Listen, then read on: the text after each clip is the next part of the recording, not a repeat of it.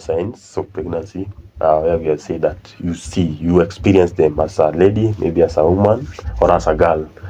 You experience them, then you report that maybe I was vomiting, I missed my period. So that's what you experience as a person. Then the probable signs of pregnancy, the healthcare provider, after you decided, now let me report, let me go and see my healthcare provider. You report to him or her. He does some investigation. So the probable signs of pregnancy is now the objective signs that the healthcare provider will see or will do some investigation and come to conclude that you are pregnant. But again, they just show a high likelihood of pregnancy. They are not confirmatory that you are pregnant, right? So the probable signs of pregnancy, one, the healthcare provider may decide to measure the HCG levels, the pregnancy hormone levels, which is called the human chorionic gonadotropin hormone, the pregnancy hormone. So this HCG, the pregnancy hormone, its levels, the healthcare provider will measure blood or urine. So in blood, the levels are found high from the 9th to the 10th day after conceiving. So their levels should be high in the 9th to the 10th day after conceiving. So it is not an absolute indicator that you are pregnant or a confirmatory test that you are pregnant. It can be pregnancy, which is high probability, or it may be something called identiform mole. So the levels of this HCG, the pregnancy hormone, doubles every 48 hours from the 4th week. About HCG, which is a pregnancy hormone, the 9 to 10, its level rises in blood, so you can do a blood test, or its level rises in urine the day 14th day post conception. So that cannot be an absolute indicator. One, the high levels of ECG in blood, day 9 to 10, may be an indicator of identiform mole or pregnancy, either. And high levels of ECG, the pregnancy hormone, in urine day 14 post-conception, may be there is a high likelihood that you're pregnant, or maybe you can be having a choriocarcinoma, which is cancer of the chorion. Another probable sign of pregnancy is something we call Chadwick sign. Chadwick sign is where the vagina, the vulva, the cervix, and the vaginal mucous membranes become blue. The vagina and the cervix become darker or bluish in color. Why? Because of increased blood supply after conception. So that is Chadwick sign. Another probable sign is the probable sign of pregnancy is the what we call Eggers sign or the Goodell sign. So this is the softening of the lower part of the cervix, called the isthmus. So the healthcare provider can only realize this by doing something called the bimanual pelvic examination.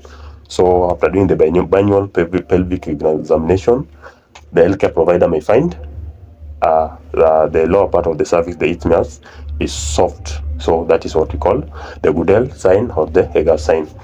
Another probable sign of pregnancy is what we call the Osiander sign. So in Osiander sign, there are stronger pulsation, the pulsation of the vaginal, the lateral vaginal fornixes. There are stronger pulsation.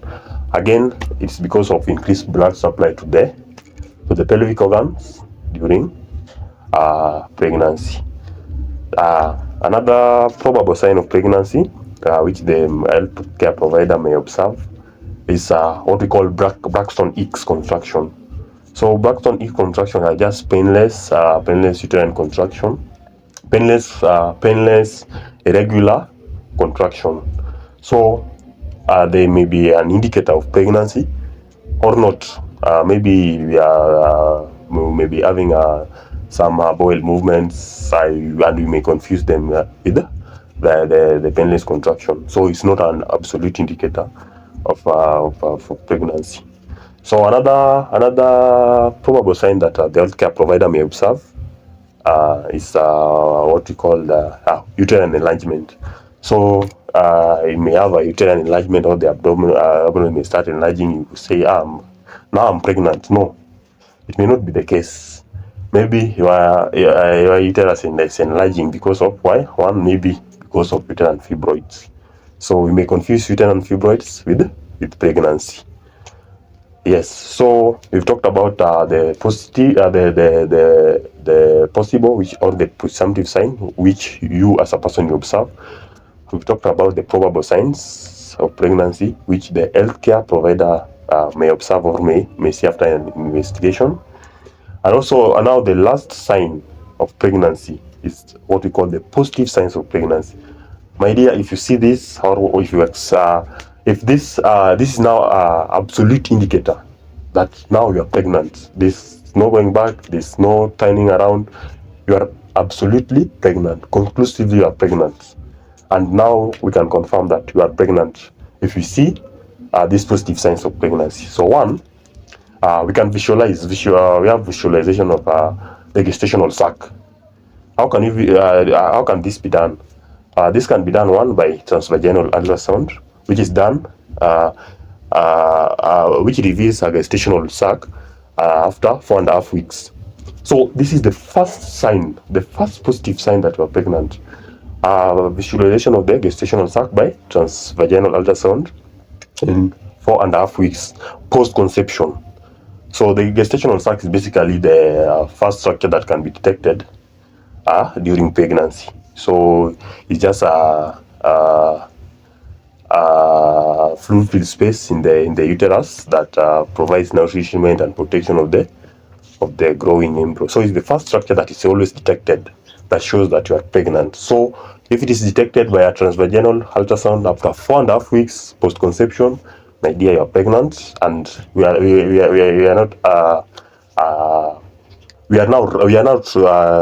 It is now true that you are pregnant. So we visualize gestational sac by transvaginal ultrasound after 4.5 weeks, or we can do a transabdominal ultrasound.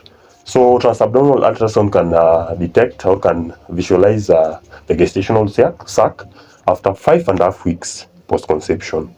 So that's one. We visualize the gestational sac via the transvaginal 4.5 weeks, or transabdominal ultrasound after 5.5 weeks. The second positive sign of pregnancy is the visualization of the heart pulsation, the heart pulsation of the growing embryo. So this can be done also again by transvaginal ultrasound after 5 weeks, and also with the transabdominal ultrasound after 6 weeks. So heart pulsation of the growing embryo can be seen after 5 weeks with transvaginal ultrasound, and after 6 weeks with transabdominal ultrasound. There's no going back. You are exactly pregnant. So the third positive sign, which fetal ultrasound can be had via Doppler ultrasound after 11 to 12 weeks. So after 11 to 12 weeks, we can now hear the fetal heart sounds. That is using Doppler ultrasound 11 to 12 weeks, or fetal stethoscope. Fetal stethoscope, you can use this to hear the fetal heart sounds after 20 weeks. So, my dear, that's a true confirmation that you are pregnant. So, after visualization of gestational sac, after visualization of the heart pulsation of the embryo, after visualization of the fetal heart sounds, another positive sign is fetal movements. They can be visible or can be palpable. So this is after 22 weeks and above. So from 22 weeks and above, the fetal movements can be either visible or they can be palpable after 22 weeks and above. The fifth positive sign of pregnancy, a true confirmation that you are pregnant, is visualization of the fetus by an X-ray. So this you can visualize. Fetus can be visualized by ultrasound after 16 weeks. So it's also a true confirmation that you are pregnant. There's no A, B, C, or D. The answer is you are now pregnant. That's already confirmed.